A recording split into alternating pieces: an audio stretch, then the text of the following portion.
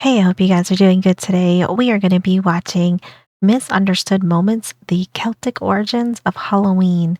And I thought this would be kind of an interesting one to look into since I'm all about Halloween. Halloween is my favorite time of the year. It is like a whole season for me. It's not just a day. It is a lifestyle. But I would like to kind of look into different Halloween histories and stuff like that. So I thought this would be kind of interesting. If you do get a chance, I'd appreciate if you can leave a like and subscribe. It helps me out a bunch. And I will have Invicta's video linked in my description below. So be sure to go give him a like and subscribe. He does an amazing job, and I have really enjoyed his channel a lot. All right, let's see about this Celtic origins of Halloween.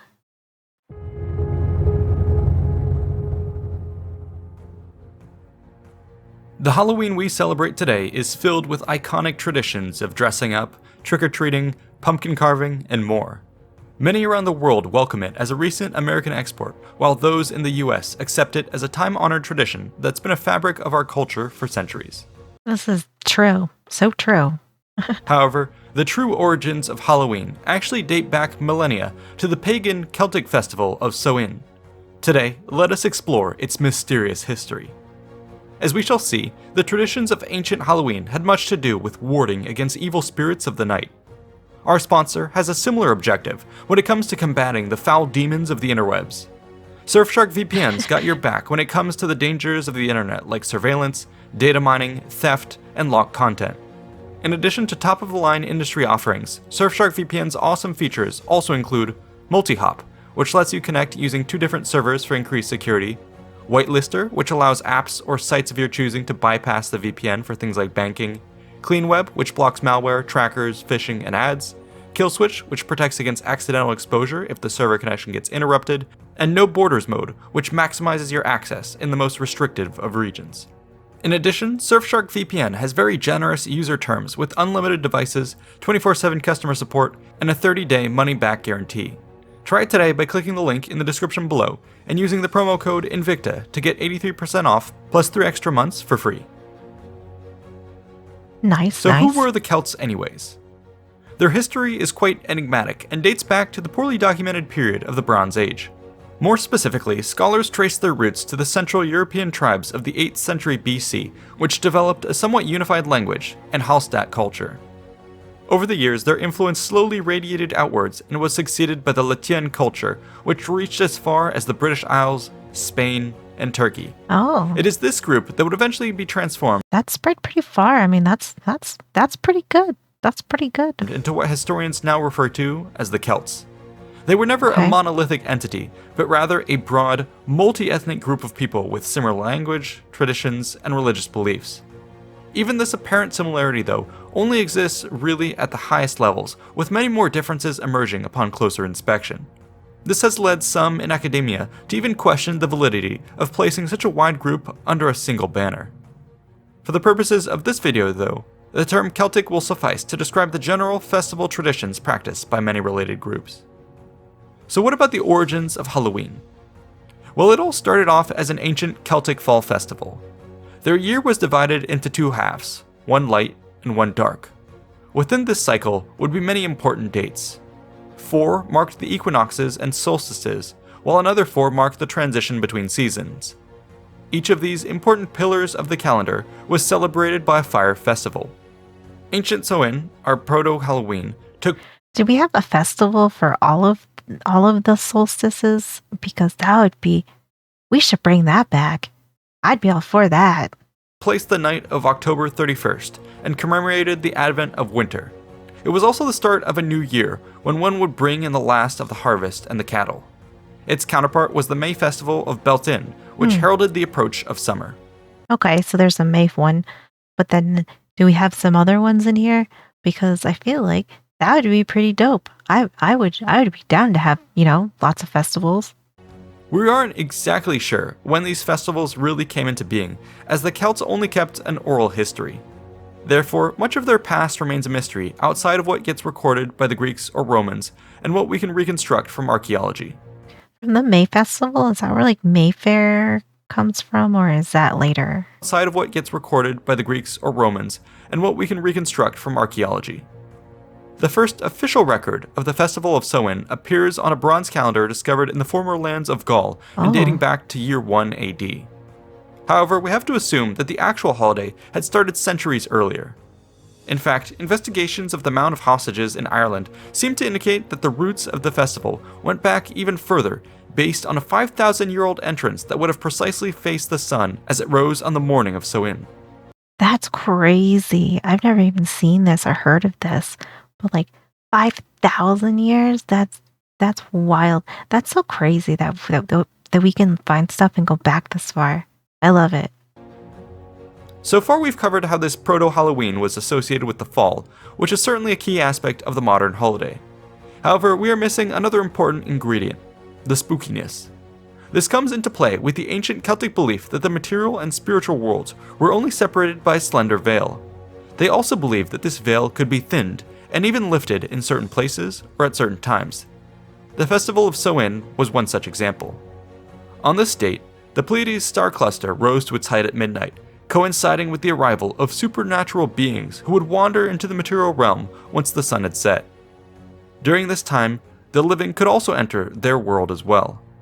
Doing so, however, was fraught with danger, as one might become lost and never find their way back. In Celtic mythology, it was thought that during this time, fairies would also travel between their summer hillocks and winter barrows. During this transit, they would bring with them the people who had been captured throughout the year. Did some of these people see something or experience something that made them think that they could, I guess, talk with the dead and with fairies and stuff, like, or was this more of like a drug-based sort of thing or something, like I wonder what it was they made them think that they could, like have that crossover and during that time. The magical period of Samhain therefore presented the opportunity to intercept these individuals before they passed onto the other world. Mm. Folklore is filled with such stories. The Scottish legend of Tamlin, for instance, tells of how a young maiden rescued her lover from the fairy queen on Samhain. Other beings like malevolent spirits and ancestral ghosts also filled the night, further adding to its spooky nature. Thus, we can start to see how the early ideas about Halloween start to take form. So we got kind of like the good and evil coming through on Halloween. I guess like maybe you got to be careful with the good and the bad, because like maybe you'll have like a mixture of things cross over. Let's now look more specifically at the Celtic traditions that became associated with the holiday. As we've stated, Samhain held great seasonal and religious significance. From the standpoint of the seasons, it was a time to start preparing for winter. The surplus crops would have been harvested and were used to make mead and beer.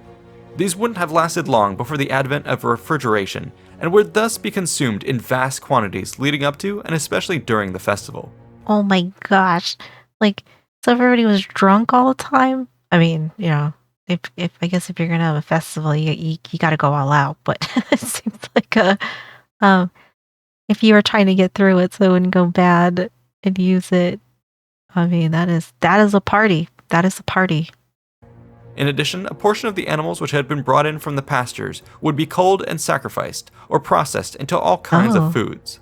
This gave rise to the tradition of hosting giant feasts on the day of Samhain to celebrate the start of a new year. Part of these feasts would be set aside for the spirit ancestors who were soon to arrive and who would be granted an honorary place at the table. These social gatherings also served I kind of like that though. Like that seems very nice. Like very very wholesome and endearing. I think that that's nice, especially like what if you like had lost a loved one like that year or something. Like this could kind of help with the healing process, I think. who would be granted an honorary place at the table. These social gatherings also served as a vessel for matchmaking. For Oh, instance, it was customary to bake fruit loaves with mock rings and hazelnuts inside. Those whose slice contained a ring would soon marry, while those who discovered a nut would remain single. oof. Another tradition was for maidens and bachelors to carve their initials on hazelnuts. These would then be tossed into a fire. The intense heat caused them to pop. As they did so and landed next to one another, couples would be romantically paired off. We see this That seems like a crazy way to do some matchmaking. That seems crazy. I kind of like it though. That is kind of cool. That is very interesting. As they did so and landed next to one another, couples would be romantically paired off. We see this practice mentioned most prominently in the 14th century writings of the Welsh poets and bards. Although I will say, having Halloween and matchmaking was not on my bingo card for this. It was not. Practice mentioned most prominently in the 14th century writings of the Welsh poets and bards. Initialized hazelnuts could not only predict one's love life, but also one's fate. Oh. For instance, people would commonly sign them the evening of Samhain and check on them in the morning. If they had mysteriously disappeared, it meant that that person would not live through the following year. The reason for all of this... Well, that seems a little bit more dark and, I guess, spooky in a way. If your hazelnut wasn't there in the morning, they're like, well, your days are numbered. It meant that that person would not live through the following year. The reason for all of this hazelnut obsession is because the hazel tree bore religious significance and was closely associated with the other world. It was particularly sacred in Irish and Scottish mythology, where it was said 9 magical hazel trees hung over the sacred well of wisdom. Apples were also considered to have magical, prophetic properties. For instance, apples peeled in a continuous strand predicted longevity. For unmarried maidens, an apple... I have never been able to do that. And I mean, not that I peel apples with a knife anymore. I've done it in the past, but at no point in time was I ever to pull that off. So, and I guess I'm still kicking, but I was always impressed by people who could do that. Since apples peeled in a continuous strand predicted longevity. For unmarried maidens, an apple peel tossed over the shoulder would land in the shape of the first initial of her future husband. Oh. Eating an apple in the mirror while combing hair will conjure an image of their future spouse. Therefore, one can imagine that love was in the air around the fall festival when all manner of fertility rituals were common. Do you think this was also preparing for when it got cold and stuff and people were, shacking up?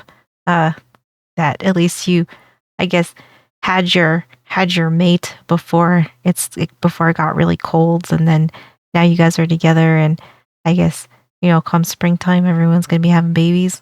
It's no surprise then that Samhain was considered the most auspicious time for a woman to conceive a child. I guess spring, Let's now summer. pivot to talk more specifically about the religious aspects of the holiday. As such, we'll have to start with the Druids, who were the leaders of Celtic spiritual and scholarly life.